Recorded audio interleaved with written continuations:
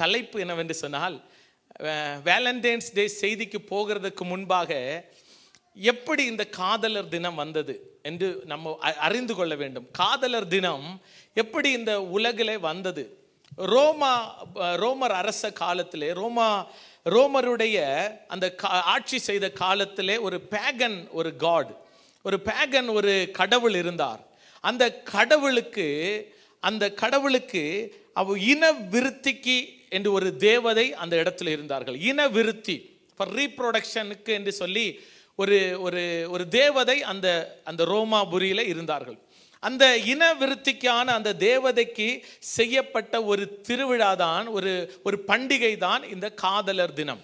அன்றைய தினத்தில் என்ன செய்வார்கள் என்று சொன்னால், அந்த தினத்திலே வாலிபர்கள் மறைவான குகையிலே போய் இன விருத்தி அதிகமாக உள்ள, அந்த பொட்டன்சி அதிகமாக உள்ள நாயையும் ஆட்டையும் எடுத்து அந்த குகையிலே கொண்டு போய் அந்த ஆட்டையும் நாயையும் வெட்டி அதனுடைய இரத்தத்தை எடுப்பார்கள். இரத்தத்தை எடுத்து அதனுடைய தோலை உரித்து அந்த தோலை எடுத்துக்கொண்டு இவர்கள் தெரு வழியாக, அந்த பட்டணம் வழியாக நடந்து வருவார்கள். நடந்து வரும்போது யாருக்கெல்லாம் குழந்தை இல்லையோ அந்த குழந்தைக்காக அந்த தெருக்களிலே நிற்பார்கள், குழந்தைக்காக காத்திருக்கிறவர்கள். அப்போ இந்த இரத்தத்தை முக்கி, அந்த தோலை கொண்டு இந்த இரத்தத்தை முக்கி இந்த வாலிபர்கள் யாருடைய மேலெல்லாம் இப்படியே வீசிட்டே போவாங்க. அது யாருடைய மேல படுகிறதோ அவர்களுக்கு குழந்தை பாக்கியம் உண்டாகும், குழந்தை பெறும் என்பது அவர்களுடைய ஒரு விசுவாசமாக காணப்பட்டது. இது எப்படி பிப்ரவரி மாதம் 15ஆம் தேதி இந்த ஒரு பண்டிகை ரோமருடைய காலத்திலே இது கடைபிடிக்கப்பட்டது. இது மாத்திரமல்ல, சாயங்கால வேளையிலே அவர்கள் என்ன செய்வார்கள், அந்த பட்டணங்களில் உள்ள எல்லா பெண்களுடைய பெயரும் அதை ஒரு இதில் எழுதி போடுவார்கள். அதில் யாருடைய பெயர் வருகிறதோ அவர்கள் ஒரு வருட காலம் அவர்கள் நேசிக்க வேண்டும் என்று சொல்லிதான் இந்த ஒரு பேகன் காட், ஒரு பாகன் கடவுளுடைய ஒரு திருவிழாவாக இந்த காதலர் தினம் என்கிற இந்த லவ்வர்ஸ் டே உருவானது. அப்போ அந்த காலத்திலே 3ஆம் நூற்றாண்டு, இது எப்போ நடக்குதுன்னு என்று சொன்னால், ஏடி கிறிஸ்துவுக்கு பின் 270 முதல் இது நடந்து கொண்டிருந்த சம்பவம். அப்போ அந்த காலத்திலே சர்ச் ஃபாதர்ஸ், சபையினுடைய ஃபாதர்ஸ் எல்லாரும் கொஞ்சம் பேர் எழும்பி இந்த காதலர் தினம் எப்படியாவது கிறிஸ்தவத்துக்குள்ளே வந்துவிட்டதே, இதற்கு எதிராக நம்ம ஏதாவது செய்ய வேண்டும் என்று சொல்லி இவர்கள் என்ன செய்தார்கள் என்று சொன்னால், அந்த காதலர் தினத்தை எதிர்க்க தொடங்கினார்கள். அந்த காலத்தில் தான் கார்லோஸ் II என்கிற ஒரு ரோம அரசன் இருந்தான். அந்த ரோம அரசன் மிகவும் கொடியவனாய் காணப்பட்டான். அவன் இரத்தத்தை விரும்புகிறவன ஒரு ராஜாவாக காணப்பட்டான். அப்போ அந்த ராஜாவுடைய நாட்களிலே பட்டாளத்தில், அதாவது மிலிட்டரியில் வேலை செய்கிற எல்லாருக்கும் அவன் ஒரு கட்டளை இட்டான். என்ன கட்டளை என்று சொன்னால், மிலிட்டரியில் வேலை பார்க்கிற யாரும் திருமணம் செய்யக்கூடாது என்கிற ஒரு கட்டளையை இவன் பிறப்பித்தான். இவன் பிறப்பித்து அப்படியே அந்த கட்டளையை, ஏன்னா பழைய காலங்களிலே ராஜா கட்டளையிட்டா அந்த கட்டளைகளை அப்படியே கீழ்ப்படியணும். இப்போ கூட சவுத் கொரியாவில் கிம்காம் என்ன சொல்றாரோ அதுதான் சட்டம், அதுதான் சட்டம். அங்கே சோஷியல் மீடியாவில் நம்ம பண்றது மாதிரி எதுவும் செய்ய முடியாது. அங்கே எல்லாவற்றுக்கும் ஒரு லிமிட்டேஷன் இருக்கிறது. இது 3ஆம் நூற்றாண்டில் கார்லோஸ் என்கிற 2வது ரோமா ராஜா, அவருடைய காலத்திலே அந்த மிலிட்டரியில வேலை பார்க்கிற வாலிபர்கள் என்ன செய்யக்கூடாது, திருமணம் செய்யக்கூடாது. அப்படி திருமணம் செய்யக்கூடாது என்கிற ஒரு சட்டத்தை ஏற்றினார்கள். அந்த காலத்தில் வாழ்ந்து வந்த ஒரு ஃபாதர் தான், அந்த ஃபாதர்னுடைய பேர் வேலண்டின் என்கிற ஒரு ஃபாதர் அந்த காலத்திலே வாழ்ந்து வந்தார். எவ்வளவுதான் நம்ம என்ன செய்யக்கூடாது, திருமணம் பண்ணக்கூடாது என்று சொன்னாலும் நமக்குள்ள என்ன வளரும், எப்படி நம்ம சின்ன வயசுலேருந்து வளர்ந்து வர்றது போல நம்முடைய உணர்வுகள் மாறும். நமக்கு ஒரு அட்ராக்ஷன் தோன்றும், நமக்கு ஒரு நேசம் தோன்றும், நமக்கு ஒரு காதல் தோன்றும், நமக்கு ஒரு பிறர் இடத்துல ஒரு நேசம் தோன்றும். அதெல்லாம் அந்த மிலிட்டரியில வேலை பார்க்கிற அவர்களுக்கும் தோண்டிச்சு. அவர்கள் என்ன செய்தார்கள், அவர்கள் தான் நேசித்த பெண்களை எப்படியாவது திருமணம் செய்ய வேண்டும் என்று சொல்லி வாஞ்சித்தார்கள். அப்போ ரகசியமாக இந்த ஃபாதர், இந்த வேலண்டைன் தான் அதற்கு உதவி செய்தார். எப்படியாவது அவர்களை திருமண அந்த உடன்படிக்கையில கொண்டு வர வேண்டும் என்று சொல்லி இந்த ஃபாதர் வேலண்டைன் அதற்கு உதவி செய்து அவர் என்ன செஞ்சார் என்று சொன்னால் அந்த அவர்களை திருமணம் செய்து வைத்தார். இந்த காரணத்தினாலே ஃபாதர் வேலண்டைனை பிடித்து சிறையிலே போட்டார்கள். சிறையிலே போட்டவர்களையும் சிறைச்சாலைக்காரனுடைய கண்களிலே தயவு கிடைத்தது. அந்த சிறைச்சாலைக்காரனுக்கு ஒரு மகள் இருந்தால், அவளுடைய பேர் ஜூலியா. அந்த ஜூலியா என்கிற அவள் ஒரு கண் பார்வை தெரியாத ஒருத்தியா இருந்தாள். ஆனா இந்த ஃபாதருடைய ஜெபத்தினாலேயோ எதனாலேயோ அந்த ஜூலியாவினுடைய கண்கள் திறக்கப்பட்டது. அதனால மறுபடியும் என்னாச்சு, இந்த ஃபாதருக்கு உபத்திரவம் அதிகமானது. இந்த பிப்ரவரி மாதம் 14ஆம் தேதி அந்த ஃபாதர் வேலண்டைனை கொலை செய்தார்கள். கொலை செய்யும் போது அவர் கடைசியாக ஜூலியாவுக்கு எழுதின ஒரு கடிதம் தான் அநேக காரியத்தை எழுதி கடைசியில் எழுதினார், ஃப்ரம் யுவர் வேலண்டைன். அதனால தான் இன்னைக்கு நம்ம என்ன எழுதுகிறோம், நம்ம முன்னாடி இப்போ இல்லை, நம்ம முன்னாடி காதல் கடிதங்கள் போகும்போது, காதல் இன்விடேஷன் கார்டு போகும்போது ஃப்ரம் யுவர் வேலண்டைன். ஆனால் ஆக்சுவலி எப்படி போடணும், ஃப்ரம் யுவர் ஷினூன்னு போடணும். ஆனால் ஃப்ரம் யுவர் வேலண்டைன் இதுவரைக்கும் நமக்கு தெரியாது. ஆனா அப்படி ஒரு இந்த கிறிஸ்தவுக்கு எதிராக இருந்த அந்த பேகன் அந்த திருவிழா பண்டிகையை மாற்றி தான் ஆண்டவர் என்ன இந்த ஃபாதர் எழும்பி வேலண்டைன்ஸ் டே ஆக இந்த ஒரு பிப்ரவரி மாதத்தை ஆண்டவரே ஏற்படுத்தினது என்று சொல்லலாம். ஆமென். அப்போ இன்னைக்கு பிள்ளைகள் வசனம் சொன்னாங்க, LOVE என்று சொல்லி அருமையாக பாடினார்கள். ஆமென். ஆண்டவர் கொடுத்த ஒரு பிரதான கட்டளை என்னவென்று சொன்னால், நீ உன்னிடத்தில் உன்னை நீ நேசிக்கிறது போல, ஆமென், நீ உன்னிடத்தில் நீ அன்பு கூறுவது போல பிறனிடத்திலும் அன்பு கூறுவாயாக. இந்த உலகம் அன்பினால ஆண்டவர் செஞ்சிருக்கிறார். தேவன் அன்பாகவே இருக்கிறார். அன்பில்லாதவன் தேவனை அறியான் என்று சொல்லப்பட்டிருக்கிறது. எல்லா அன்பும் ஒரு நாள் மாறி போகும். ஆனா மாறாத ஒரே ஒரு அன்பு என்னுடைய இயேசப்பாவுடைய அன்பு. அல்லேலூயா.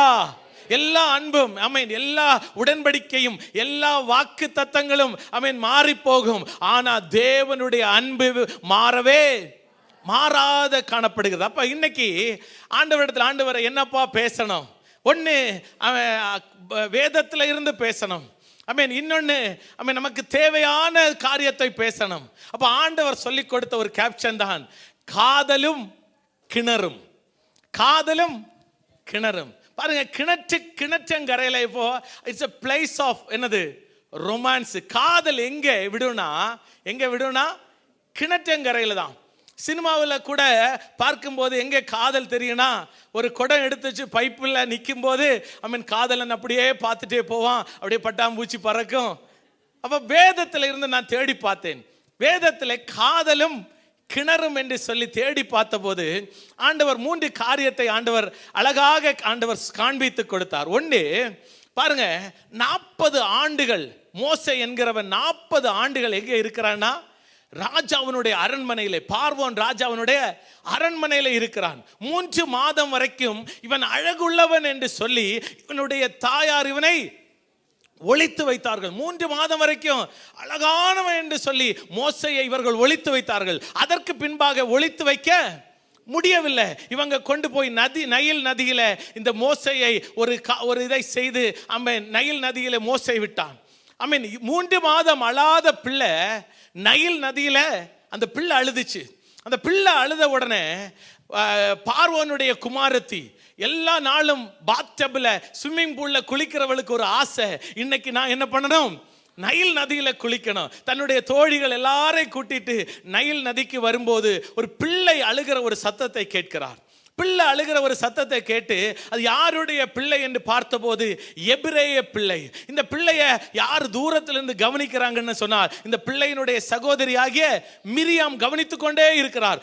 ஓடி போய் பார்வோனுடைய குமாரத்தின் இடத்துல சொல்றா, ஆமென், பார்க்கிறதுக்கு எபிரேய பிள்ளை மாதிரி தான் இருக்கு. அப்போ எபிரேய ஸ்திரீகளில் யாராவது இந்த பிள்ளைக்கு பால் கொடுக்கும்படி நீ அழைத்து கொண்டு வா என்று சொன்னபோது மிரியாம் ஓடி போய் பிள்ளையின் ஒரிஜினல் தாயாகிய ஒரிஜினல் தாயே அழைச்சிட்டு பார்வோனுடைய அரண்மனையில் வந்தார். இப்படி 40 ஆண்டு காலம் பார்வோனுடைய அரண்மனையிலே மோசே எப்படி இருந்தானா, ஆமென், அவன் வாக்கு வல்லவனாய், ஆமென், அவன் எல்லாவற்றையும் கற்று தேறினவனாய் இந்த மோசே காணப்பட்டான். இந்த மோசே காணப்பட்டு ஒரு சில பிரச்சனையினாலே ஒரு எகிப்தியன் இஸ்ரவேலனை துன்புறுத்துகிறதை பார்த்து அந்த எகிப்தியனை அடித்து புதைச்சு உள்ளே வச்சுட்டான்.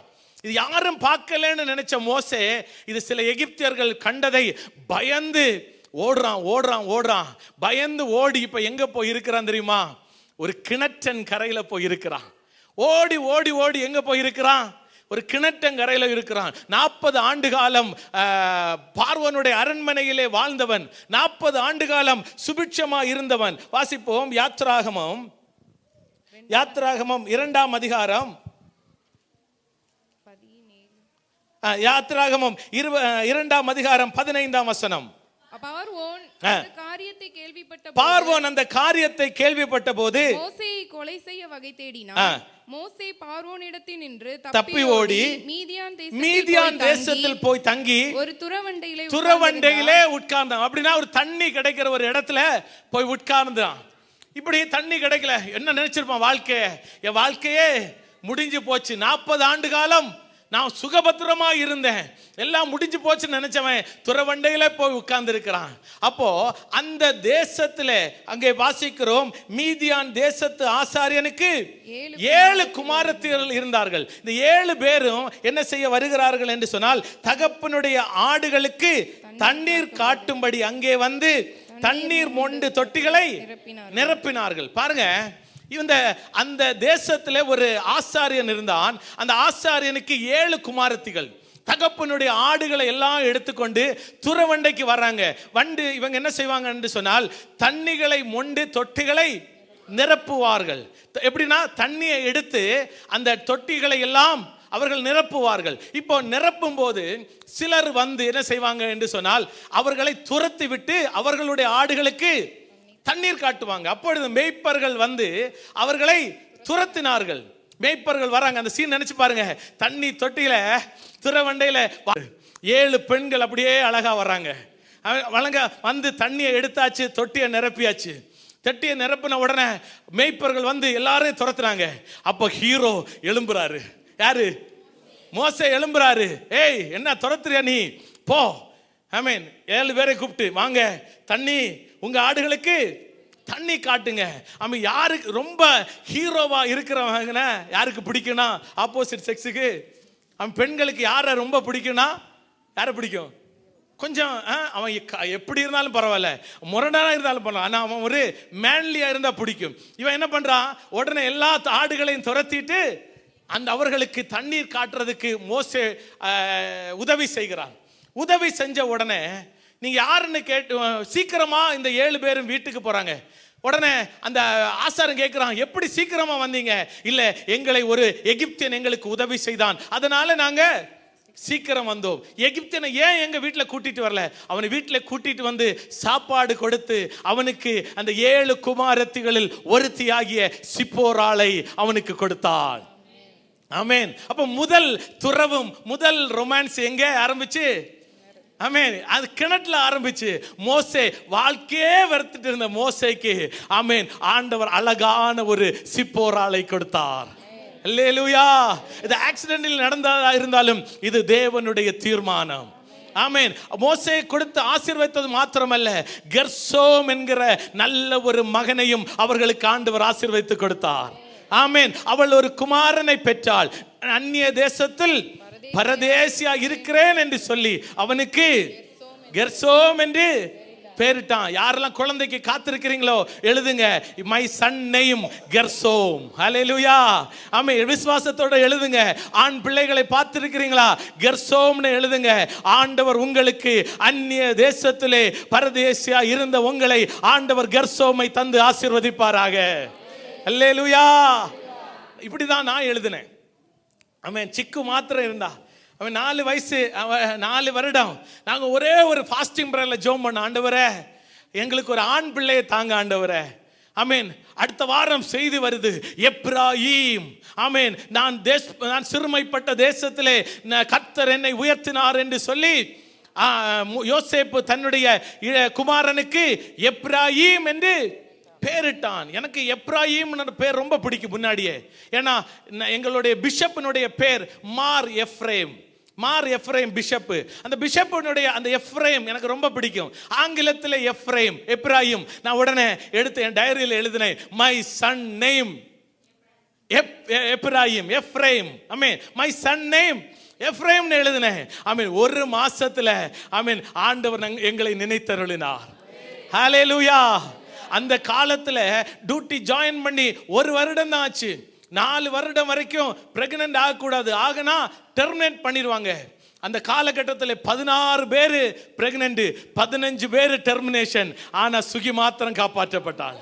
அல்லேலூயா. நேற்றைய தினத்தில் கூட இந்த சாட்சியை நான் ஷேர் பண்ணேன். கம்ப்யூட்டர் எப்படி அடிப்பாங்கன்னா நம்ம இப்படி தான் அடிக்க தெரியும். ஆனால் அதே கம்ப்யூட்டர் எல்லா பேப்பரும் மாற்றி, நர்சிங் டிபார்ட்மெண்ட், ஓல் ஹாஸ்பிட்டல் பேப்பர் எல்லாம் மாற்றி எல்லாம் சிஸ்டத்தில் கொண்டு வர ஆண்டவர் யாரை உபயோகப்படுத்தினார்னா இப்படி அடிச்சுட்டு இருந்த சுகிய டீம் லீடர் ஆக்கி எப்ராயிமை பெற்றெடுக்க ஆண்டவர் உதவி செய்தார். அல்லேலூயா. ஆமென். தேவ நாம மகிமைக்காக சொல்லுகிறேன், சாட்சியாக சொல்லுகிறேன். எழுதி வைத்துக் கொள்ளுங்கள். கெர்சோமை ஆண்டவர் சபையிலிருந்து தருவார். ஒரு ஓபேதை கேட்டோம், ஆண்டவர் சபையிலிருந்து 3 ஓபேதை ஆண்டவர் தந்தார். ஆமென். ஒரு மேஷாக்கை கேட்டோம், ஆண்டவர் ஒரு மேஷாக்கை தந்தார். கேட்கிறது எல்லாவற்றையும் தருகிற நல்ல ஒரு தகப்பன். அல்லேலூயா. வாழ்க்கை வெறுத்தவனுக்கு என்ன கல்யாணம். அல்லேலூயா. மோசேக்கு என்னது? எல்லாமே முடிஞ்சு போச்சு மோசேக்கு. ஆமென். அப்படியே இருக்கும்போது 7 பேர் வராங்க. 7 பேர்ல அழகாக சிப்போராளை ஆண்டவர் மோசேக்கு கொடுத்தார். ஆமென். கடைசி ஆமென் வாசிக்கும் போது சிப்போராள் மூலம் ஆமென் மோசே காப்பாற்றப்பட்டான். தேவதூதன் கொல்ல வேண்டி வரும்போது சிப்போராள் மூலம் மோசே காப்பாற்றப்பட்டான். அல்லேலூயா. இது முதல் காதலும் கிணறும். ரெண்டாவது, இது ஒரு காதல் கிடையாது, இது ஒரு என்ன சொல்றது, ஒரு இடத்துல நடக்கிற ஒரு சம்பவம். வாசிப்போம். ஆதியாகமம் 2வது நான் யாரை சொல்ல போகிறேன் என்று சொன்னால் உங்களுக்கு நன்றாக தெரியும். ஆமென். 24ஆம் அதிகாரம் அதனுடைய 11வது வசனம். 24ஆம் ஆதியாகமம். ஊருக்கு புறம்பே ஒரு தண்ணீர் துறவண்டையிலே தண்ணீர் மொல்ல ஸ்திரீகள் புறப்படுகிற சாயங்கால வேளையிலே ஒட்டகங்களை மடக்கி தனக்குள்ளே சொல்லி கொண்டது என்னவென்றால், பாருங்க, இப்போ இந்த தண்ணீர் துறவுல யார் இருக்கிறா தெரியுமா? யாரு? எலியேசர் இருக்கிறார். எலியேசர் யாருன்னா, இந்த மெசேஜ் வரல, இன்ட்ரோடக்ஷன் தான். சரியா? இன்னைக்கு வேலண்டைன்ஸ் டே, நல்ல சாப்பாடு இருக்கிறது. ஆமென். நல்ல லட்டு இருக்கு. அதனால 1 மணி வரைக்கும் நம்ம கேட்டுட்டு தான் போனோம். அல்லேலூயா. ஆமென். அப்போ 2வது தண்ணீர் துறவண்டையில் யாருன்னா எலியேசர். எலியேசர் யாரு? ஆபிரகாமினுடைய வேலைக்காரன்.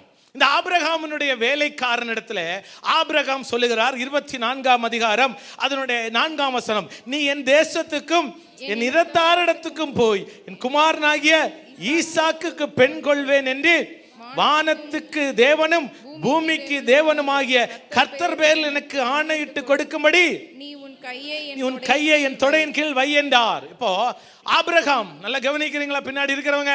ஆபிரகாம் தன்னுடைய வேலைக்காரனாகிய எலியாசர் இடத்துல, ஆமென், நீ என் குடும்பத்தில் போய் என்னுடைய தேசத்தில் என்னுடைய இனத்தாரிடத்தில் போய் ஈசாக்குக்கு பெண் கொள்ள வேண்டும் என்று சொல்லி இந்த எலியேசரை அனுப்பி விடுகிறான். எலியேசர் 10 ஒட்டகங்களை எடுத்துக்கொண்டு மெசொப்பொத்தேமியா ஊருக்கு போறாரு. இந்த ஊருக்கு போகும்போது ஒரே ஒரு ஜெபம் இவர் என்ன செஞ்சாரு தெரியுமா? ஆண்டவரே, தண்ணீர் துறவண்டையில நான் நிற்கிறேன், இந்த துறவண்டையில நீங்க எனக்கு என்னுடைய எஜமானாகிய ஈசாக்குக்கு பெண்ணை நீங்க காட்ட வேண்டும். நான் இந்த தண்ணீர் துறவண்டையில நிற்கிறேன், நீங்க காட்ட வேண்டும். ஒரே ஒரு ஜெபம். நான் யாரிடத்துல தண்ணீர் கேட்கிறேனோ அவள் சொல்லணும், நீங்க குடியும் ஆண்டவரே, உம்முடைய ஒட்டகத்துக்கும் பார்க்கிறேன் என்று சொல்லுகிறவளே, நீர் என்னுடைய எஜமானனுக்கு நியமித்த பெண். புரியுதா உங்களுக்கு? யாருக்கு புரியுதா? 24ஆம் அதிகாரம் படிச்சு பாருங்க, சரியா புரியும். இப்ப எலியேசர் இடத்துல ஆபிரகாம் சொல்லி அனுப்புறாரு, நீங்க போய் என்னது என்னுடைய தேச இனத்தார் இடத்துல பெண் கொள்ள வேண்டும். அப்போ அப்படியே எலியேசர் 10 ஒட்டகத்தை எடுத்து போயிட்டு ஒரு ஜெபம். என்ன ஜெபம் தெரியுமா?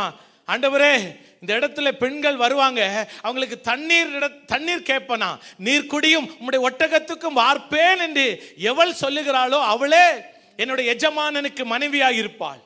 நடக்கிற காரியமா? ஒரு ஒட்டகம் 150 லிட்டர் இருந்து 300 லிட்டர் வரைக்கும் தண்ணி குடிக்கும். துறவுனா கீழே ஏறணும், கீழே இறங்கணும், தண்ணி எடுத்துட்டு மேலே ஏறணும். 10 ஒட்டகம் 3000 லிட்டரு. ஆமே, சிக்குவிட்ட போய் கீழே இருந்து அந்த 18 லிட்டர் வாட்டர் பாட்டில் எடுத்துட்டு வாடா. அது கீழே 18 லிட்டர் வாட்டர் பாட்டில் இருக்கும். சில நேரம் டயர்டா இருக்கு, எடுத்துட்டு வாங்க. பென்னெட்டை எடுத்துட்டு வந்தா ஆமேன் ஒரு ப்ரோஸ்டட் வாங்கி கொடுத்தா தான் எடுத்துட்டு வருவான். இங்க யாரு வரா தெரியுமா? ரெபேக்காள் துள்ளி குதித்து அழகா வரா. ஆமேன். வேதம் சொல்லுகிறது அவள் மகா ரூபவதியா இருந்தாள், அவள் மிகவும் அழகுள்ளவளா இருந்தாள். இந்த ரெபேக்கா வந்த உடனே இந்த எலியாசர் கேட்கிறாரு, ஏமா எனக்கு கொஞ்சம் தண்ணிய, தாகத்துக்கு தண்ணிய கொடுங்க. 24ஆம் அதிகாரம் அதனுடைய 15ஆம் வசனம். அவன் இப்படி சொல்லி முடிக்கும் முன்னே, இதோ ஆபிரகாமுடைய சகோதரனாகிய நாகோரின் மனைவி மில்காளுடைய குமாரனாய் இருக்கிற பெத்துவேலுக்கு பிறந்த ரெபேக்காள் குடத்தை தோள்மேல் வைத்துக் கொண்டு புறப்பட்டு வந்தாள். அந்த பெண் மகாரூபவதியும் புருஷனை அறியாத கன்னியுமாய் இருந்தாள். அவள் துறவில் இறங்கி தன் குடத்தை நிரப்பிக்கொண்டு ஏறி வந்தாள். அப்பொழுது அந்த ஊழியக்காரன் அவளுக்கு எதிர்கொண்டோடி, உன் குடத்தில் இருக்கிற தண்ணீரில் கொஞ்சம் குடிக்க தர வேண்டும் என்றான். பாருங்க, அவர் கேட்டு எலியாசர் கேட்கிறாரு, குடிக்க கஞ்சம் தண்ணியை தாருங்க. அடுத்த வசனம் இப்படியாய் சொல்லுகிறது, அதற்கு அவள் குடியும் என் ஆண்டவனே என்று சீக்கிரமாய் குடத்தை தன் கையில் இறக்கி கொண்டு அவனுக்கு குடிக்க கொடுத்தாள். கொடுத்த பின், உம்முடைய ஒட்டகங்களுக்கு குடித்து தீருமட்டும் அவைகளுக்கும் மோண்டு வார்ப்பேன் என்று சொல்லி சீக்கிரமாய் தன் குடத்து தண்ணீரை தொட்டிலே ஊற்றிவிட்டு இன்னும் மோண்டு வர துறவண்டையிலே ஓடி அவனுடைய ஒட்டகங்களுக்கு எல்லாம் மோண்டு வார்த்தாள். ஆமென். உண்மையில சொல்றேன், இந்த சபையில் ஒரு ரெபேக்காள் கூட இல்லை. இப்படிப்பட்ட ஒரு ரெபேக்காள் கூட தண்ணியை கேட்டா, எது 4000 வருஷத்துக்கு முன்னாடி ஆணும் பொண்ணும் பார்க்கவே கூடாது. இப்பவே தண்ணியை கேட்டா ஈவ்டீசிங்ல பிடிச்சு உள்ள போடுறாங்க. நிறைய தவறாகவும் நடக்குது. அப்போ இங்க ஆண்டவரே குடியும் என்று சொல்லி வார்த்தது மாத்திரமல்ல, ஒட்டகத்துக்கும் வார்ப்பேன். ஆமென். எலியாசனுடைய ஜெபத்தை ஆண்டவர் கேட்டார். ஹல்லேலூயா. அங்க ஒருத்தர் 40 வயசு வரைக்கும், யூத ஜனங்கள், இஸ்ரவேல் ஜனங்கள் 40 வயசுல தான் கல்யாணம் பண்ணுவாங்க. நான் 40 வயசுல கல்யாணம் பண்ணியிருந்தா இன்னைக்கு என் பிள்ளைக்கு 1 வயசு தான் இருக்கும். 10 மாதம் பிரெக்னன்சி, ஒரு வயசு பிள்ளைக்கு. அப்ப 40 வயசுல திருமணம் பண்ணுவாங்க. தாய் இழந்து ஒருத்தன் அங்க கவலையோடு இருக்கிறான். யாரு? ஈசாக்கு தாய் இழந்து கவலையோடு இருக்கிறான். எலியாசர் நினைச்சாரு, இதுதான் என்னுடைய எஜமானனுக்கு ஏற்ற பெண். ஆமென். ஓடி போய் அவளை அழைத்து கொண்டு அவளும் போக சம்மதிக்கிறாள். ஆமென். லாபான் உத்தரவு பெற்றுக்கொண்டு ரெபேக்காளை கொண்டு ஈசாக்கு போகிறான். ஈசாக்கை எலியாசர் போகிறார். எலியாசர் பார்த்த உடனே, ஈசாக்கை பார்த்த உடனே இவள் ஒட்டகத்திலிருந்து இறங்குறாள், முக்காடு போட்டு கொண்டிருக்கிறாள். அவன் 24ஆம் அதிகாரம் அதனுடைய கடைசி வசனம் இப்படியாய் சொல்லுகிறது. 24ஆம் அதிகாரம் அதனுடைய கடைசி வசனம். அப்பொழுது ஈசாக்கு ரெபெக்காளை தன் தாய் சாராளுடைய கூடாரத்துக்கு அழைத்து கொண்டு போய் அவளை தனக்கு மனைவியாக கொண்டு அவளை நேசித்தான். ஈசாக்கு தன் தாய்க்காக கொண்டிருந்த துக்கம் நீங்கி ஆறுதல் அடைந்தான். ஹல்லேலூயா.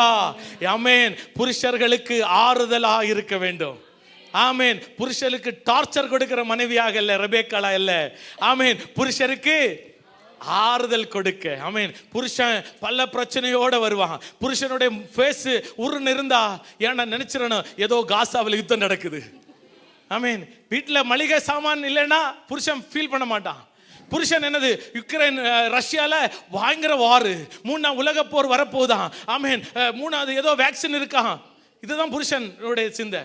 ஆனா மனைவி மாறே, தயவு செய்து என்ன செய்யுங்க, புருஷர்களுக்கு உதவியாயிருங்கள். உங்களை ரெபேக்காளை ஆண்டவர் மாத்துவாராக. ஆமென். பிரதர், போன வாரம் ரூத், இந்த வாரம் ரெபேக்காளா. ஆமென். மனம் திரும்புற வரைக்கும் சொல்லிட்டே இருப்பேன். ரெபேக்காளை பார்க்கிற வரைக்கும் நான் சொல்லிட்டே இருப்பேன். ஆமென். அவங்க என்ன செஞ்சாங்க? என்ன செஞ்சாரு? அவன் துக்கம் நீங்கிட்டது. அவன் 40 வருஷமா அவனுடைய இதுதான் நம்முடைய கதை. ஆமென். இப்ப வருகிறோம் மூன்றாவதாக ஒரு காரியத்தை, ஒரு தலைப்பினது காதலும் கிணறும். ஆமென். காதலும் கிணறும். நம்ம காதல் எங்க வந்துச்சுன்னு தெரியல.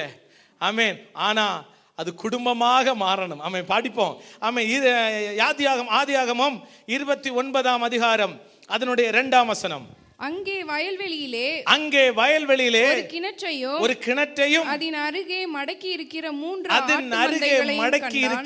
3 ஆட்டு மந்தைகளையும் கண்டான். பாருங்க, இப்ப யாக்கோபு மூணாவது யாருன்னா யாக்கோபு ஈசாக்கு தன்னுடைய மகனாகிய யாக்கோபிடத்தில் சொன்னார், நீ என்ன செய்ய வேண்டும், நீ இந்த தேசத்திலே கானானியருடைய குமாரத்திகளில் பெண் கொள்ளாமல், கானானியருடைய குமாரத்தில நீ பெண் எடுக்க கூடாது.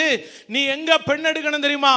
நீ உன்னுடைய தாயினுடைய சகோதரனாகிய லாபானுடைய மகளை தான் நீ திருமணம் செய்யணும். நிறைய அம்மாமார் இருக்காங்க, குடும்பம் அற்று போக கூடாது, குடும்பத்திலே திருமணம் செய்யணும். யாக்கோபு செஞ்சாரு. நல்லா கவனிங்க, யாக்கோபு குடும்பத்துல திருமணம் செஞ்சாரு. அப்போ பிரமாணம் கொடுக்கல, யாரை திருமணம் செய்யணும் யாரை திருமணம் செய்யக்கூடாது என்கிற பிரமாணம் மோசேயின் மூலமாய் கொடுக்கப்படவில்லை. லேவியராகமம் 8ஆம் அதிகாரத்தில் தான் ஆண்டவர் மோசேக்கு வெளிப்படுத்தினார் யாரை சேரணும் யாரை சேரக்கூடாதுன்னு. இங்க ஈசாக்கு யாக்கோபிடத்தில் சொல்றாரு, நீ போய் என்னுடைய இந்த கானானியருடைய தேசத்திலே பெண் கொள்ளாமல் என்னுடைய குமாரனுக்கு நீங்க என்ன செய்யணும், நீங்க லாபானுடைய, அதாவது ரெபேக்காளுடைய சகோதரனாகிய லாபானுடைய குமாரத்தை பெண் கொள்ள வேண்டும். குறிப்பா சொன்னா மாமா பொண்ண கல்யாணம் பண்ணணும். இன்னைக்கு குடும்பத்துல கல்யாணம் பண்றதுனால என்ன பிரச்சனை தெரியுமா? கன்சாங்குனிட்டி மேரேஜ்.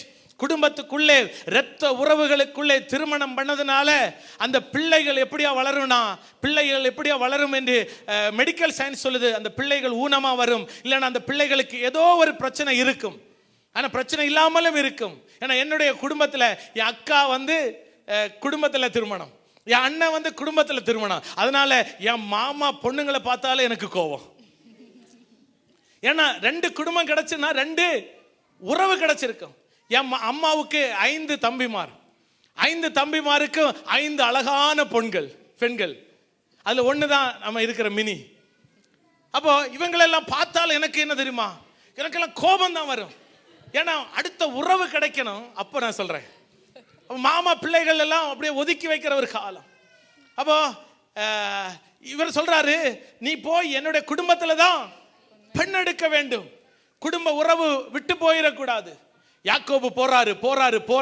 போய் எங்க உட்கார்ந்து இருக்கிறார் தெரியுமா?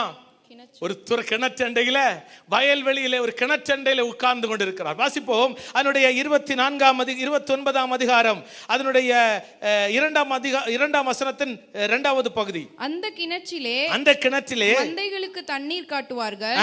அந்த கிணற்றின் வாய் ஒரு பெரிய கல்லினால் அடைக்கப்பட்டிருந்தது. அந்த கிணற்றின் வாய் என்ன செய்திருக்கும்? ஒரு பெரிய கல்லினால் அடைக்கப்பட்டிருக்கிறோம். அந்த நாட்களிலே அந்த இடத்துல உள்ள ஒரு பாலிசி என்ன தெரியுமா? எல்லா ஆடுகளும் எல்லா மேய்ப்பர்களும் வந்த பிறகு மேய்ப்பர்கள் கல்லை புரட்டுவார்கள், ஆடுகளுக்கு தண்ணீர் காட்டுவார்கள். இப்போ கல்லு எல்லாம் ஒரு பெரிய கிணறு. அந்த கிணறு என்னாச்சு? கல்லை வைத்து மேல மூடி வச்சிருக்காங்க. இப்போ யார் வருகிறது என்று சொன்னால் அதனுடைய 3வது வசனத்திலே பார்க்கிறோம், அவ்விடத்தில் மந்தைகள் எல்லாம் சேர்ந்த பின், எல்லா மந்தைகளும் சேர்ந்த பின் கிணற்றின் வாயில் இருக்கும் கல்லை மேய்ப்பர் புரட்டி ஆடுகளுக்கு தண்ணீர் காட்டி மறுபடியும் கல்லை முன்னிருந்தபடி கிணற்றின் வாயில் வைப்பார்கள். யாக்கோபு அவர்களை பார்த்து, சகோதரரே, நீங்கள் எவ்விடத்தார்? போதும். 6ஆம் வசனத்தை வாசிங்க. அவன் சுகமாயிருக்கிறானா என்று விசாரித்தான். அதற்கு அவர்கள், சுகமாயிருக்கிறான், அவன் குமாரத்தியாகிய ராகேல் அதோ ஆடுகளை ஓட்டிக்கொண்டு வருகிறாள் என்று சொன்னார்கள். ஆமென். பாருங்க, நல்ல ஒரு பிக்சரைஸ் பண்ணணும். யாக்கோபு எங்க இருக்கிறார்? வயல்வெளியில ஒரு கிணற்றின் கரையில் இருக்கிறார். இந்த கிணறு ஒரு பெரிய கல்லா வச்சு மூடி இருக்காங்க.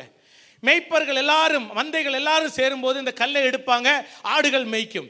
இப்படி மேய்ப்பர்கள் எல்லாம் வரும்போது மேய்ப்பர் இடத்துல யாக்கோபு கேட்கிறாரு, லாபானை தெரியுமா? சுகமாக இருக்கிறீர்களா? ஆமா, லாபானை தெரியும். இதா லாபானுடைய குமாரத்தி ராகேல், இதா குடத்தை எடுத்து ராகேல் ஆடுகளை ஓட்டிக்கொண்டு வருகிறாள் என்று சொன்னான். பாருங்க எப்படி நடக்குதுன்னு பாருங்க. அடுத்த வசனம். அப்பொழுது அவன் இன்னும் வெகு பொழுதா இருக்கிறதே, இது மந்தைகளை சேர்க்கிற வேலை அல்லவே, ஆடுகளுக்கு தண்ணீர் காட்டி இன்னும் மேய விடலாம் என்றான். அதற்கு அவர்கள், எல்லா மந்தைகளும் சேரும் முன்னே அப்படி செய்யக்கூடாது, சேர்ந்த பின் கிணற்றின் வாயில் உள்ள கல்லை புரட்டுவார்கள், அப்பொழுது ஆடுகளுக்கு தண்ணீர் காட்டுவோம் என்றார்கள். அவர்களுடனே அவன் பேசிக் கொண்டிருக்கும் போதே தன் தகப்பனுடைய ஆடுகளை மேய்த்து கொண்டிருந்த ராகேல் அந்த ஆடுகளை ஓட்டிக்கொண்டே வந்தாள். யாக்கோபு தன் தாயின் சகோதரனான லாபானுடைய குமாரத்தியாகிய ராகேலையும் தன் தாயின் சகோதரனாகிய லாபானின் ஆடுகளையும் கண்டபோது யாக்கோபு போய் கிணற்றின் வாயில் இருந்த கல்லை புரட்டி தன் தாயின் சகோதரனாகிய ஒரு ஹீரோ பாத்தீங்களா, அங்கிருந்து ஒரு ஹீரோ எழும்புறாரு. எல்லாம் மந்தைகள் வந்த பிறகுதான் ஆடு தண்ணி காட்டணும், பெரிய கல் வச்சிருக்கு. எல்லாம் சுகம் செய்தியால விசாரிக்கிறாரு. விசாரிச்சுட்டு இத ராகேல் ஓடி வருகிறார். ராகேலை பார்த்த உடனே லாபானுடைய ஆடுகளை பார்த்த உடனே இவன் என்ன பண்றான், இவன் கல்லை புரட்டி வச்சுட்டு ராகேலிட்ட சொல்றான், தண்ணி உன் ஆடுகளுக்கு தண்ணீர் காட்டு என்று சொல்லுகிறான். அடுத்து பின்பு யாக்கோபு ராகேலை முத்தம் செய்து சத்தமிட்டு அழுது. பாருங்க, பார்த்த உடனே ப்ரொபோசல் என்ன தெரியுமா? அடா யாக்கோபே, நீ எங்கடா இருக்க? பார்த்த உடனே ராகேல முத்தம் செஞ்சாச்சு. இப்படி ஒரு லவ் ப்ரொபோசல் வேற எங்கேயும் பார்த்திருக்க முடியாது. அவன் எனக்கு சொந்தமான லாபானுடைய மகள், எனக்கு சொந்தமான பொண்ணு, வந்த உடனே பார்த்து ஃபர்ஸ்ட் இதுலயே நல்லா இருக்கிறியா, நல்லா விசாரிக்க இல்லாம ஸ்டார்டிங்லேயே முத்தம் பண்ணியாச்சு. நான் வேற எதுவுமே சொல்லல, நான் பைபிளை சொல்றேன். ஹல்லேலூயா. முத்தம் செஞ்சுட்டு ப்ரொபோஸ் பண்ணல, ஓன்னு அழுதுட்டான். ஓ சத்தமிட்டு, அது கூட எமோஷனல் அப்படி கூட இல்லை, சத்தமிட்டு அழுதான். அந்த நினைச்சு பாருங்க, அந்த காதலும் கிணறும். யாரும் சபைக்கு வராம இருந்துடாதீங்கயா, செய்து சிலருக்கு இது இஷ்டப்படாது. ஆனாலும் ராகேலுடைய வாழ்க்கையை சொல்றேன். ஹல்லேலூயா. நமக்கும் இருந்திருக்கோம், 1 or 2. Love 4, observe 3, verify 2, engage 1 அப்படி என்னமோ சொல்லி கொடுத்துருக்காங்க. அடுத்து ஃப்ளேம்னு எழுதி ஏதோ கட் பண்ணுவோம் பேர் எடுத்து. எல்லாரும் செஞ்சிருக்கீங்களா? ஒரு பேரை கட் பண்ணா சரி, எத்தனை பேரை வச்சு பார்த்தா ஒண்ணுமே எம்ல முடியாது. செஞ்சவங்களுக்கு தெரியும். ஹல்லேலூயா. கல்யாணம் முடிஞ்சவங்க இனி போய் செஞ்சு பார்க்காதீங்க, நடக்கவே நடக்காது. ஆமென். அப்ப ஃபர்ஸ்ட் போய் பார்த்தாச்சு. ஃபர்ஸ்ட் ஹீரோ என்னது, கல்லை புரட்டி போட்டாச்சு. ரெண்டாவது முத்தம் கொடுத்தாச்சு. யாரு? ராகேலுக்கு. 3வது சத்தமிட்டு அழுது. அடுத்த வசனம், நான் உன்னுடைய அப்பாவுடைய மருமகன் ரெபெக்காளின் குமாரன் என்றும் ராகேலுக்கு அறிவித்தான். இத ராகேல் ஓடி போய் ஆமே. எத்தனை லவ் ப்ரொபோசல் வந்திருக்கு, உடனே அப்பாட்ட போய் சொல்லுவீங்க.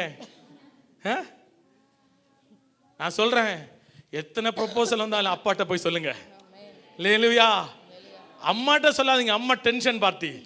அப்பா மகள்களை நேசிக்கிறது யாருன்னா அப்பா மாதிரி தான். அம்மா மாதிரி நேசிப்பாங்க. ஆனா அதை விட அதிக நேசம் யாருன்னா அப்பா அம்மாருக்கு. ஓடி போய் என்ன செஞ்சாலே தகப்பனுக்கு அறிவித்தாள். உங்களுக்குள்ளே வச்சிருக்கிற வரைக்கும் அது பிரச்சனை. உங்கள் கவலைகளை எல்லாம் அப்பாட்ட கொடுங்க. இந்த அப்பா உங்க அப்பாட்ட ஓடி போய் அப்பாட்ட சொன்ன உடனே அப்பாவுக்கு ஒரு இன்ட்ரெஸ்ட். என்னுடைய மருமகன் வந்திருக்கிறாரு. அப்பா வீட்டுல இருந்து இறங்கி ஓடுறாரு. ஓடி போய் யாக்கோபை அணைத்துக் கொள்ளுகிறார். எதிர்கொண்டு ஓடி அவனை கட்டி அவனுக்கு முத்தம் செய்து தன் வீட்டுக்கு அழைத்து கொண்டு போனான். காரியங்களை எல்லாம் லாபானுக்கு விவரித்து சொன்னான். நான் இதே மாதிரி நாங்க எங்க இருக்கிறோம், நாங்க தூர தேசத்துல இருக்கிறோம். என்னுடைய தகப்பனார் ஈசாக்கு சொன்னாரு, லாபானுடைய குமாரத்தியை தான் நீ பெண் எடுக்க வேண்டும். பெண் எடுக்க வேண்டும் என்று சொன்னதுனால எல்லா காரியத்தையும் விவரமாக சொன்னான். சொல்லிட்டு நல்ல மாமனார், இந்த யாக்கோப ஒரு மாசம், அடுத்த வசனம் சொல்லுது பாருங்க, ஆமென். அப்பொழுது லாபான், நீ என் எலும்பும் என் மாம்சமுமானவன் என்றான். ஒரு மாதம் வரைக்கும் யாக்கோபு அவனிடத்தில் தங்கினான். ஒரு மாசம் வரைக்கும் யாக்கோபுக்கு டெய்லி கப்சா, டெய்லி நல்ல சாப்பாடு. ஒரு மாசம் முடிஞ்ச உடனே லாபான் வந்து யாக்கோபு இடத்துல, நீ வேலை செய்யாம இப்படி சாப்பிடலாமா? மருமக்களே, நான் மருமகன்மார்களே, வேலை செய்யாத மருமகன்மார்களை மாமன்மார்களுக்கு என்னது பிடிக்காது. ஒரு மாசம் நல்லா சம்பளம் போடுவாங்க, நல்லா போடுவாங்க. நிறைய பேர் எக்ஸிட் எழுதிட்டு ஓடுறாங்க. ஏன்னா என் மாமனாரு என் மாமியாரு, ஆமே ஒரு மாசம் நல்லா போடுவீங்க. வெக்கேஷன் போகும்போது ஆமே நல்லா நாட்டுக்கோழியை போடுறாங்க பாத்தீங்களா? அதே எக்ஸிட்னு பாருங்க, சால மீன் கூட வாங்கி போட மாட்டாங்க. சால மீன்ஸ் மத்தி. இப்ப ஒரு மாசம் வரைக்கும் யாக்கோபு இடத்துல ஆமென் பயங்கர, லாபானுக்கு பயங்கர க்ளோஸ். என்ஜாய் பண்றீங்களா மெசேஜ்? வரல, சரி பரவாயில்ல.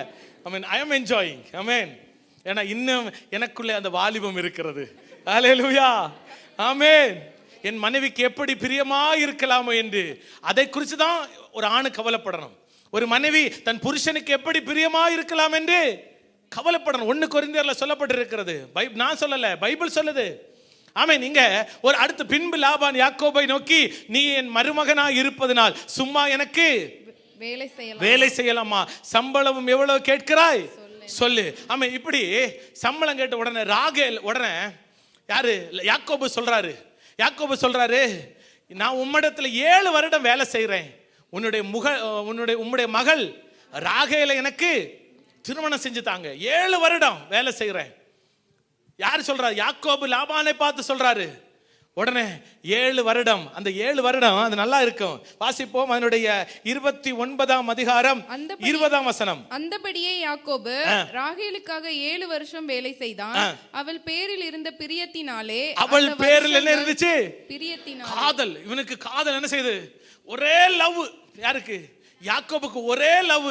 ஆமென். பிரியத்தினாலே அந்த வருஷங்கள் அவனுக்கு கொஞ்ச நாளாக தோன்றி. எப்படி தோண்டிட்டா? 7 வருஷம். ஆமென். லவ் பண்றவன பாத்திருக்கா? அவனுக்கு லிபினுக்கு மேரேஜ் ஃபிக்ஸ் ஆன தெரியாது. லிபின் ஒரு நாளைக்கு எங்க வீட்டுல ஜம்பர் இருக்குல்ல, ஜம்பர்ல நைட்டு 10:30 மணிக்கு போன் வச்சுட்டு பயங்கரமா பேசுறான். டேய் யார்கிட்டடா பேசுற? அப்பதான் வந்து சொல்றான், பிரதர் எனக்கு மேரேஜ் ஃபிக்ஸ் ஆயிட்டு பிரதர். அட பாவி, நாங்க முழங்காலு தேஞ்சு போச்சு உனக்காக ஜெபம் பண்ணிட்டு இருக்கிறோம், நீ வந்து சொல்லவே இல்லை. 7 வருஷம் எப்படி போச்சு தெரியுமா அவனுக்கு? அப்படியே ஒரு பட்டாம்பூச்சி பறக்கிறது போல, அப்படியே காதல் காதல். ஏன்னா ராகேல திருமணம் பண்ண போகிறேன். 1 வருடம் ஆச்சு, 2 வருடம் ஆச்சு, 3 வருடம் ஆச்சு, 4 வருடம் ஆச்சு, 7 வருடம் முடிஞ்சிச்சு. திருமண விருந்தெல்லாம் ஆயத்தம் பண்ணியாச்சு. ஆமென். மாமனாரு கொண்டு போய் ஆமென் மகளை எடுத்து யார்கிட்ட விட்டான்? யாக்கோபிடத்துல விட்டாச்சு. யாக்கோபிடத்துல விட்ட உடனே யாக்கோபு காலை கண் விழித்து பார்த்த போது அது ராகேல் அல்ல. அது எப்படி இருக்கும்? நான் சொல்லுவேன், யாக்கோபுக்கு இது வேணும். ஏன் தெரியுமா? தகப்பனை ஏமாத்தின நீ உன்னுடைய சகோதரனை ஏமாத்தின. உனக்கு உன்னை மட்டும் யாரும் ஏமாத்த கூடாதா? அது போய் பள்ளி பறயணும். நம்ம எங்க ஊர்ல சொல்லுங்க, அது போய் பள்ளி பறயணும். நீ யாரை ஏமாத்தின? நம்ம யாரை ஏமாத்துறோமோ நம்மளை ஏமாறப்படுவோம். நம்ம என்ன விதைக்கிறோமோ அதையே அறுப்போம். நம்ம நல்ல ஒரு மாமரத்தை நட்டு வச்சுட்டு ஒரு பலாப்பழம் வந்தா வரவே வராது. இங்க யாரை ஏமாத்தின? நீ சகோதரனை ஏமாத்தின. ஒரு பாயசத்தை காட்டி உன் சகோதரனை ஏமாத்தின. உன்னுடைய நல்ல வஸ்திரத்தை எடுத்து போட்டு நான் தான் ஏசான்னு சொல்லி உன்னுடைய தகப்பனாரை ஏமாத்தின. உன் தாயோடு கூட இருந்து இப்போ உன்னை யார் ஏமாத்தின? உன்னை எவன் குழியை வெட்டினானோ அவனே அந்த குழியில் விழுவான். யாக்கோபு காலையில அவன் கண் விழிச்சு பார்க்கிறான். யாரு? லேயாள். லேயாள் எப்படிப்பட்டவள் என்று சொன்னால் கூச்ச பார்வை உள்ளவள். ராகேலோ மகாரூபவதி. ஆமீன். வேதத்துல 3-4 பேரை தான் மகாரூபவதி என்று சொல்லுது. ஒன்னு ரெபேக்காள், ஒன்னு ராகேல், இன்னொன்னு எஸ்தரை, ஆமீன், இன்னொன்னு அபிகாயில். ஆமீன். இத்தனை பேரை தான் வேதம் சொல்லுகிறது மகா ரூபவதி. அப்ப மாமனாட்ட போற, மாமா ஏன் எனக்கு என்னிடத்துல ஏன் இப்படி செய்தீர்கள்? 7 வருஷம் வேலை செஞ்சேன், 7 வருஷம் 7 நாள் மாதிரி போச்சு. உடனே லாபான் சொல்றாரு, இனி ஒரு 7 வருஷம் நீ வேலை பாரு, உனக்கு நான் ராகேலை தருகிறேன். இனி 7 வருஷம். நான் நினைச்சேன் அந்த 7 வருஷம் நல்லா போயிருக்காது. ஏன்னா ஒரு நினைப்பு, இவருக்கு வேற மகள் உண்டா, ராகேலை தான் தருவாரா, இல்ல லேயாளை போல, அப்படிதான் இருந்திருக்கும். ஆனா 7 வருஷம் வேலை செஞ்சாரு. ராகேலை ஆண்டவர் யாக்கோபுக்கு கொடுத்தார். இப்ப ராகேலுக்கு மேல யாக்கோபுக்கு பயங்கரமான பிரியம், பயங்கரமான நேசம், பயங்கரமான லவ். இந்த லவ் யார் மேல? ராகேல் மேல. ஆனா லேயாள் அற்பமா எண்ணப்பட்டாள். ஆனா அற்பமா எண்ணப்பட்ட லேயாள் தான் 7 பிள்ளையை பெற்றெடுத்தாள். அல்லேலூயா. யாக்கோபு சும்மா வந்துட்டு போனாலே லேயாளுக்கு குழந்தை. ஆமென். ஆனா ராகேல் ஆமென் என்னிடத்துல தங்கிரும். ஆனா குழந்தையில கர்ப்பத்தின் கனி கர்த்தர் கொடுக்கிறது. ஆமென். ஹல்லேலூயா. கர்த்தரிடத்திலிருந்து பெற்றுக்கொள்ளணும். ஆமென். ஈசாக்கு தன் மனைவிக்காய் வேண்டுதல் செய்தான். ஈசாக்கினுடைய ஜெபத்தை கேட்டு ரெபெக்காள் இரட்டையர்களை பெற்றெடுத்தார்கள். ஹல்லேலூயா. இப்போ ராகேல் எப்படிப்பட்டவள்? ராகேல் நல்ல மகா ரூபவதி. ஆனா ராகேலுடைய கர்ப்பத்தை ஆண்டவர் அடைத்திருந்தார். 30ஆம் அதிகாரத்தில் போய் பார்க்கிறோம். ராகேல் போய் யாக்கோபிடத்தில் கேட்கிறாரு, இதோ எனக்கு பிள்ளை கொடு, இல்லைன்னா சாகுறேன். நிறைய பேர் அப்படிதான். லவ் ஃபெயிலியர் ஆனதும் ட்ரெயினை பார்த்து போறது, லவ் ஃபெயிலியர் ஆனதும் கையை வெட்டுறது, லவ் ஃபெயிலியர் ஆனதும் கயிறு தூக்கு மாத்துறது. நம்மள எத்தனை வாட்டி செத்துருக்கணும், எத்தனை ஃபெயிலியர். விஜயகுமார் பிரதர் சிரிக்கிறது பார்த்தா நான் சொல்றேன், தவறான ஒரு முடிவும் என்ன செய்யக்கூடாது, ஆண்டவருடைய பிள்ளைகள் எடுக்கக்கூடாது. அது தலைமுறைக்கு அது சாபமா இருக்கும். தலைமுறைக்கு அது ஒரு என்ன சொல்றது, ஒரு சாபமா இருக்கும், ஒரு சாபக்கேடா இருக்கும். எடுத்ததுக்கு கயிறு எடுக்கிறது, எடுத்ததுக்கு விஷம் வாங்குறது, எடுத்ததுக்கு இது பண்றது. எங்க ஊர்ல கிரீஷ்மா தெரியுமா உங்களுக்கு? கிரீஷ்மா தெரியுமா? இங்க யாராவது கிரீஷ்மா இருக்கீங்களா? இல்ல. எங்க ஊர்ல தான் அது நடந்துச்சு. கிரீஷ்மா காதலனுக்கு விஷம் வச்சு கொன்னது எங்க ஊர்ல தான் நடந்துச்சு. பெருமையா சொல்லல, வேதனையோடு சொல்றேன். இப்ப என்ன பண்றா? ஜெயில 24 வயது ஆகுது. 24 வயதுல நெய்யாற்றிங்கரை கோர்ட் அவளுக்கு நீதிமன்றம் என்ன கொடுத்திரு தண்டனை தெரியுமா? மரண தண்டனை, தூக்கி கொள்ள வேண்டும் அவளை. ஆனா தூக்க நடக்காது. அடுத்து ஹைகோர்ட் இருக்கு, அடுத்து சுப்ரீம் கோர்ட் இருக்கு. அப்போ அவளுக்கு ஒரு 39 வயது ஆகும். வெளியே வருவாள், ஒரு PhD முடிச்சிருப்பா, ஒரு காலேஜில் நல்ல வேலை பார்ப்பா. அதான் நம்ம நாட்டில் நடக்கிறது. அப்போ எடுத்ததும் எனக்கு பிள்ளை பெறாததை கண்டு சகோதரின் மேல் பொறாமை கொண்டு யாக்கோபை நோக்கி எனக்கு பிள்ளை கூட இல்லாவிட்டால் நான் சாகுறேன், நீ சாகாத. சிலது பூமிக்கு பாரம், போய் தொலைட்டுன்னு விடணும். எத்தனை நாள் பிடிச்சு வைக்கிறது? சிரிக்காதீங்க, வாரத்தோடு சொல்றேன். ஆமீன். ஆண்டவரை அறிந்த பிள்ளைகள் சாகவே, ஆண்டவர் குறித்த நேரத்துக்கு முன்னாடி என்ன செய்யக்கூடாது, சாகக்கூடாது. நம்மளாவே நம்ம சாவை தேடிக்கொள்ள கூடாது. ஆமீன். அடுத்து சாகிறேன்னு சொன்ன உடனே யாக்கோபு சொல்றாரு, நானும் உன் பிள்ளை கர்ப்பத்தை அடைச்சிருக்கிறேன், கர்த்தர் அல்லவோ. ஆமீன். சில புருஷர்கள் சிலப்போ என்ன பண்ணுவாங்க, கோவமா பேசுவாங்க. ராகேல் மேல யாக்கோபுக்கு என்னது, பயங்கர லவ். ஆனா இப்ப சொல்றாரு, கோபப்பட்டு சொல்றாரு, அப்பொழுது ராகேலின் மேல் கோபம் கொண்டு, கோபம் செய்தாலும் கோபம் கொண்டாலும் உங்கள் சூரியன் அஸ்தமிக்கிறதுக்கு முன்பாகவே உங்கள் கோபம் தனிய கடவுது. எனக்கு மனைவிக்கும் ஒரு சின்ன பிரச்சனை. அப்ப நாங்க பேசுறது இல்லை. நைட்டு எனக்கு ஹாலில் இருக்கிறேன், பெட்ரூமில் ஒரு சவுண்டு கேட்குது. MD ஜெகனுடைய ஃபேமிலி மெசேஜ். உங்களுடைய கணவன் தவறு செய்தால் ஆமென், நீங்கள் போய் அந்த கணவனை மன்னிக்கணும், போய் பேச வேண்டும். நானும் நினைக்கிறேன், இப்போ வந்து பேசுவா, இப்போ வந்து பேசுவா, அரை மணி நேரத்தில் வந்துருவா. 2 நாளைக்கு வரவே இல்லையா? அப்போதான் நினைச்சேன், எவ்வளவு வசனம் கிரியை செய்து. உண்மையா இல்லையா? அப்ப சில கணவன் கோபம் கொண்டாலும் என்ன செய்யணும்? கோபம் கொண்டாலும் மனைவி சரி ஏதோ கோபத்தில் இருக்கிறாரு, ஆமென், ஏதோ கோபத்தில் இருக்கிறாரு, கோபமே கொள்ளாம ஹனி, நம்ம யூஎஸ்ல மாதிரி போகும்போது ஹனி ஹனி தேனே. நம்ம பசங்களுக்கு உண்மையா சொல்றேன், எங்களுக்கு எக்ஸ்பிரஸ் பண்ண தெரியாது, ஆனா லவ் ஃபுல்லாவே நேசம்தான். எங்களுக்கு எக்ஸ்பிரஸ் பண்ண தெரியாது. ஆண்கள் கைகளை தட்டி அவங்க எஸ்ன்னு சொல்றாங்க. கோபம் கொண்ட உடனே அம்மா வீட்டுக்கு போறேன், கோபம் கொண்ட உடனே எங்க போறேன், எங்கேயாச்சும் போறேன், கோபம் கொண்ட உடனே IELTS எழுதி யூரோப்பு போறேன், சவுதி வேண்டாம். யாரோ நினைக்கிறீங்க என் வாழ்க்கையில, சத்தியமா இல்லை. இப்ப கோபம் கொண்டு அவன் கேட்கிறான், தேவன் அல்லவோ உன் கர்ப்பத்தை அடைத்திருக்கிறான், நான் தேவனா? இப்படி போயிட்டு, ஆனா ராகேல் விடல.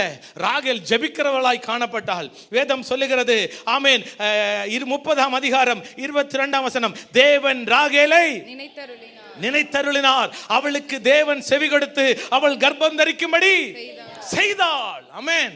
அப்போ செவி கொடுத்தார் என்று சொன்னா அவ என்ன பண்ணிருக்கா? ஜெபம் பண்ணிருக்கா.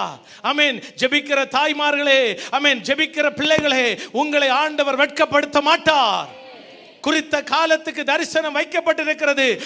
முடிவிலே அது விளங்கணும். அது தாமதித்தாலும் அதற்கு காத்திரு. ஆமென், காத்திரு.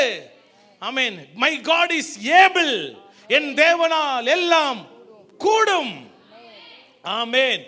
இவ ஆண்டவரை நோக்கி பார்க்கிறத விடவே இல்லை. ஆமென். புருஷன் கோபம் கொள்றா, சகோதரிகளுக்கு ஆண்டவர் குழந்தையை கொடுத்துட்டே இருக்கிறார், ஒரு சைடு பொறாம எல்லாம் இருக்கிறது. ஆனா தேவன் ராகேலை நினைத்தருளினாள். ஆமென். அடுத்த வசனம் இப்படியாய் சொல்லுகிறது, அவள் கர்ப்பவதியாகி ஒரு குமாரரை பெற்று தேவன் என் நிந்தையை நீக்கிவிட்டார் என்று யோசேப்பு என்று பெயரிட்டாள். ஆமென். இன்னும் ஒரு குமாரனை கர்த்தர் எனக்கு தருவார். ஆமென்.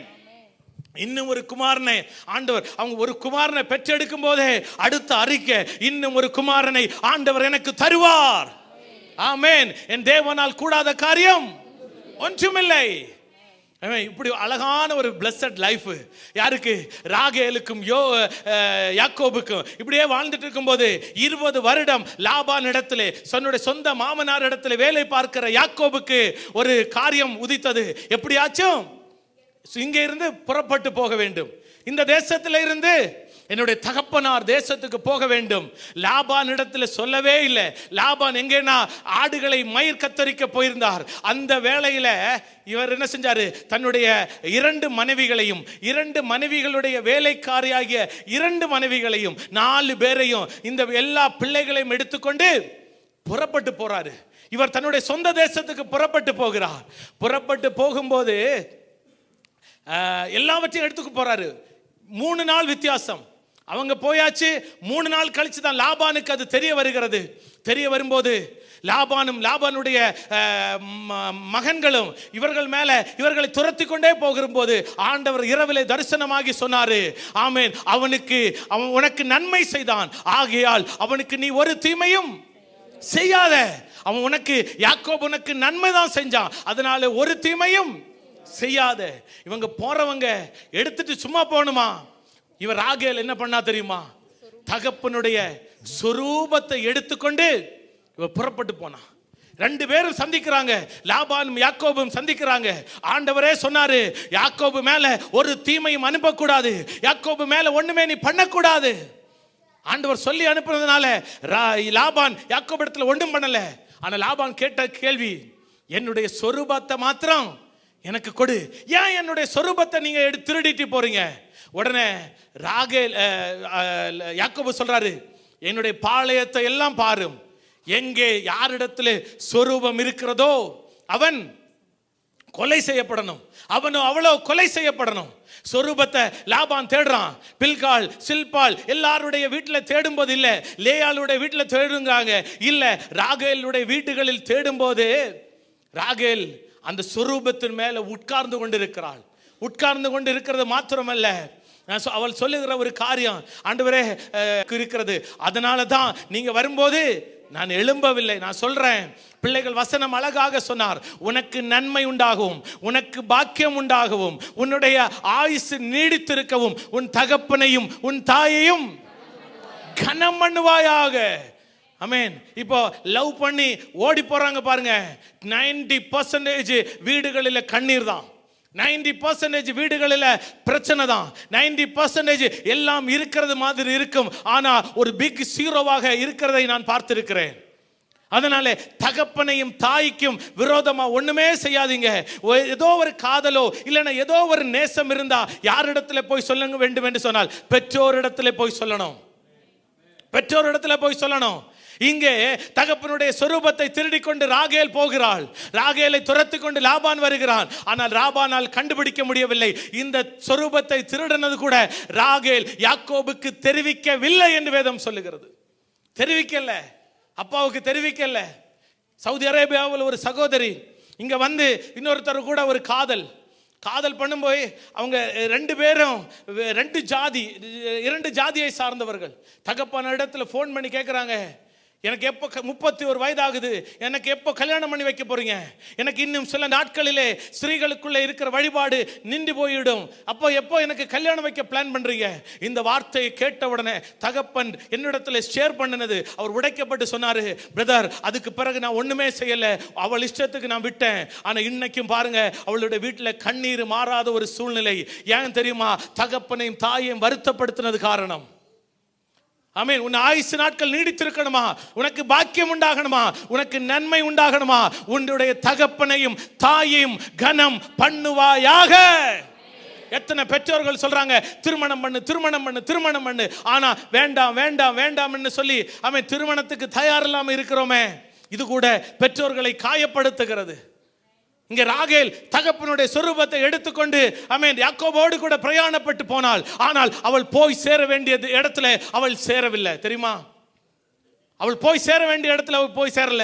ஆதியாகமம் 34ஆம் அதிகாரம் அதனுடைய 16ஆம் வசனம் நினைக்கிறேன். ஆதியாகமம் 34ஆம் அதிகாரம் உங்களுக்கு 31ஆம் அதிகாரம் அதனுடைய 32ஆம் வசனம்.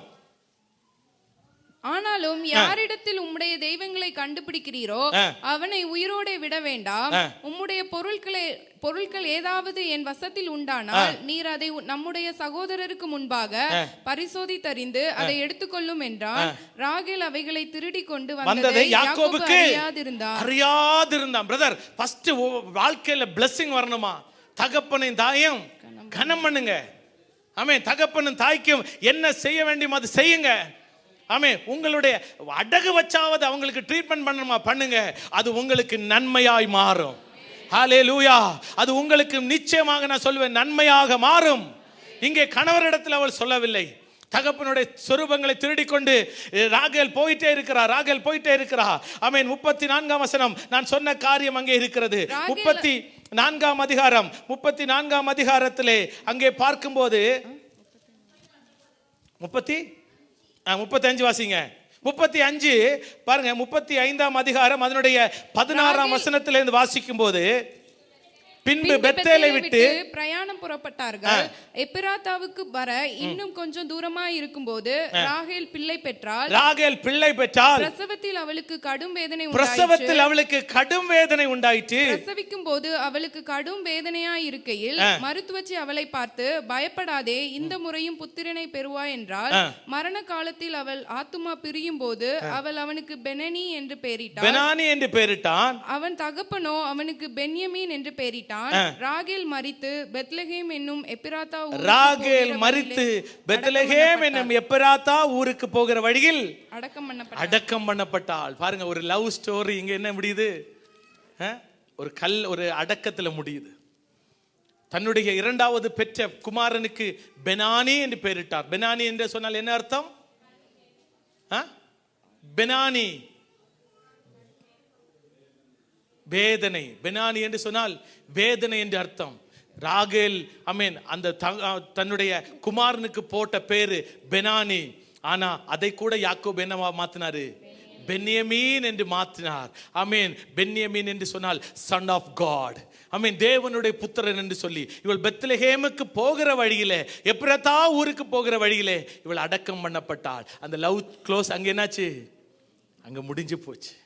3 காதல். 1 காதலும் கிணறும். முதல் மோசே சிப்போராள், 2வது எலியேசர் ஈசாக்குக்கு பார்த்த ரெபெக்காள், 3வது யாக்கோபு ராகேல். ஆமென். பாருங்க, இவ்வளவு காரியம் நம்ம சிரிச்சுட்டே நினைச்சாலும் ஆண்டவர் நிறைய காரியத்தை நமக்கு சொல்லி கொடுத்திருக்கிறார். ஆமென். தகப்பனையும் தாயும் கனம் பண்ணுவோமாக. ஹல்லேலூயா.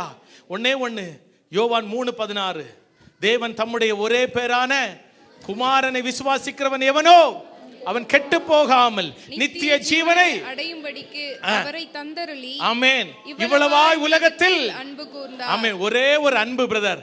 இவ்வளவாய் உலகத்தில் அன்பு என்ன தெரியுமா? அது இயேசுவின் அன்பு. ஆமென். இயேசுவின் அன்பு மாத்திரம்தான் உண்மையான அன்பு. 1 யோவான் 4ஆம் அதிகாரத்திலே பார்க்க முடியும். ஆமென். 1 யோவான் 4ஆம் அதிகாரம் 8ஆம் வசனம், அன்பில்லாதவன் தேவனை அறியான், தேவன் அன்பாகவே இருக்கிறார், தம்முடைய ஒரே பேரான குமாரனாலே நாம் பிழைக்கும்படிக்கு தேவன் அவரை இவ்வுலகத்திலே அனுப்பினதனால் தேவன் நம்மேல் வைத்த அன்பு. ஆமென். அன்பு வெளிப்பட்டது. என்ன அன்பு தெரியுமா? தேவன் நம்ம மேல வைத்த அன்பு. ஹல்லேலூயா. ஆமென். நமக்காக ஜீவனை கொடுத்த அன்பு, குழியில் இருந்து தூக்கிவிட்ட அன்பு. ஆமென். அடுத்த வசனம் சொல்லுகிறது, நாம் தேவனிடத்தில் அன்பு கூர்ந்ததினால் அல்ல, அவர் நம்மிடத்தில் அன்பு கூர்ந்து நம்முடைய பாவங்களை நிவர்த்தி செய்கிற கிருபாதார பலியாக நம்முடைய குமாரனாய் அனுப்பினதினாலே அன்பு உண்டாயிற்று. ஹல்லேலூயா. இயேசுவின் அன்பு இன்பு, புறம்பே தள்ளாத பூரண அன்பு. இயேசுவின் அன்பு இது ஒப்பில்லாத அன்பு, புறம்பே தள்ளாத பூரண அன்பு. ஒப்பில்லாத அன்பு, பூரண அன்பு, இது ஒப்பில்லாத அன்பு, பூரண அன்பு. பாருங்க, எல்லா அன்பும் மாறி போகும், எல்லா அன்பும் கண்டிஷனல். ஆனா ஒரே ஒரு லவ், நமக்கு ஒரு படபடப்பு, நமக்கு ஒரு என்ன சொல்ற, ஒரு கோபம் வருது, ஏதோ ஒன்று வருது. உலகத்தின் பாவம் எல்லாம் இயேசுவின் மேல அவர் பாவமாக்கப்பட்டார். அவர் பாவத்தை ஏற்றுக்கொண்டார். அவர் பாவமாக்கப்பட்டார். எவ்வளவு பெரிய ஆமென், ஒரு தியாகத்தை, எவ்வளவு பெரிய காரியத்தை ஆண்டவர் செஞ்சிருக்கிறாரு. அதுதான் உண்மையான அன்பு. ஆமென். அதுதான் உண்மையான அன்பு. தேவன் அன்பாகவே இருக்கிறார். ஆமென். தேவனை ஆமென் அவரை நேசிக்கிறவர்களும் அன்பாய் இருக்க வேண்டும். இயேசுவின் அன்பு இது ஒப்பில்லாத அன்பு, புறம்பே தள்ளாத பூரண அன்பு. இயேசுவின் அன்பு இது ஒப்பில்லாத அன்பு, புறம்பே தள்ளாத பூரண அன்பு. இது ஒப்பில்லாத அன்பு,